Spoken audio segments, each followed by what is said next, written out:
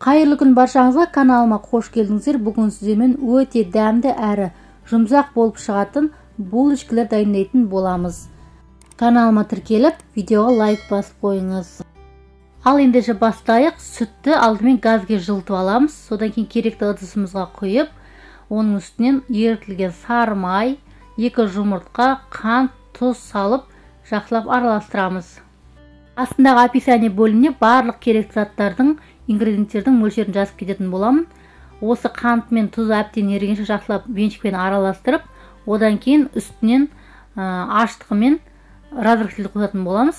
Ашытқы 1,5 шай қасық, ал қамыр қопсықыштан 1 шай қасық қоссаңыздар болады. Қамыр қопсықышты қамырдың жұмсақ әрі үлпілдек болуы үшін пайдаланамыз. Үстінен електен өткізілген ұнды салып, жақсылап қолмен жұмсақ етіп қамыр елейміз.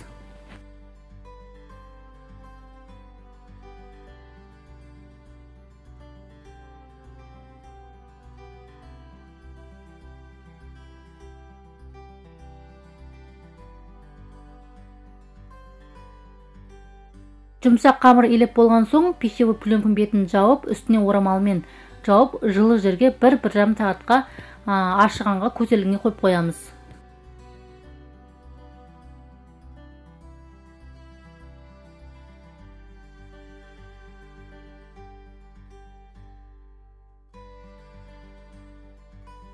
Қамырымыз 1,5 сағатта жылы жерде тұрып, осылай әдемі болып көтерілді.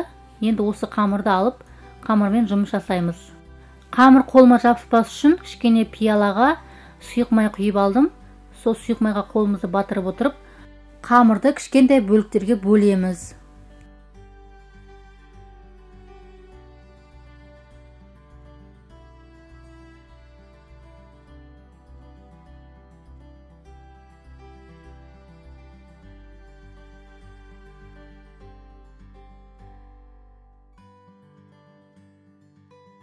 Әр бөлікті таразға салып 50-60 граммнан өлшеп қойсаңыздар болады. Бірақ мен үйге жасағандықтан ешқандай таразға өлшемей, осылай домалақ етіп дайындап алдым.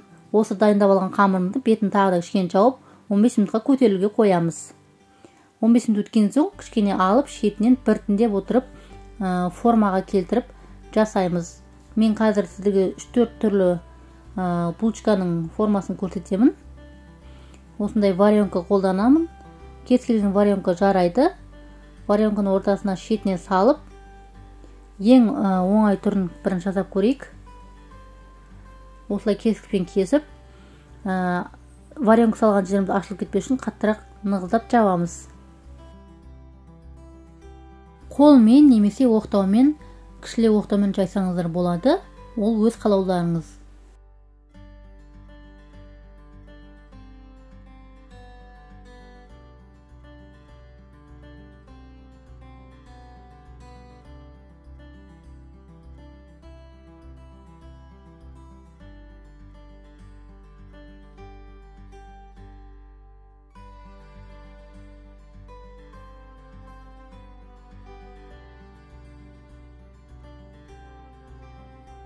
Булочканың екінші түрі дәл осылай жасалады.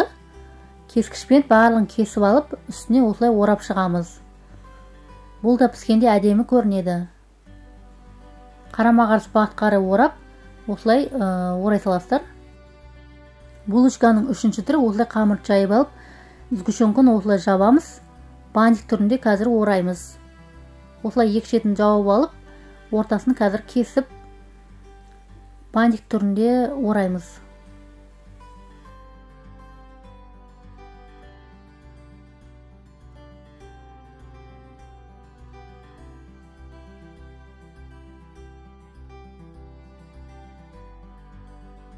Ал мынау 4-ші булочканың түрі, жайып алған қамырдың үстінен жұмсақ сары майды осылай жағып отырып, үстіне макты аздап себеміз.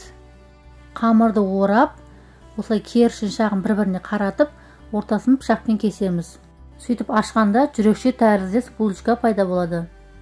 Булочканың формасын өз қалауыңыз бойынша жасаңыз болады. Осылай жасап алған формаларды үстіне жұмыртқаны жағып, мак немесе күнжіт сеуіп, 15 минутқа тағы да қамыр кішкене көтерілгенше қойып қоямыз. Одан кейін барып пешке 180 градусқа 20 минутқа пісіріп аламыз. Мінекей булочкаларымыз осылай қызарып, әдемі болып пісіп шықты. Осы рецептпен үнемі балаларыма жасап беремін. Қонақ келгенде де дастарханға жасап қойсаңыздар, өте дәмді әрі жұмсақ болып шығады.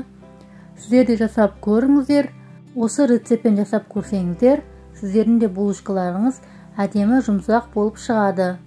Ал менің видеом ұнаған болса, лайк басып, каналыма тіркеліп, пікір қалдырып қоюды ұмытпаңыз. Сау болыңыздар.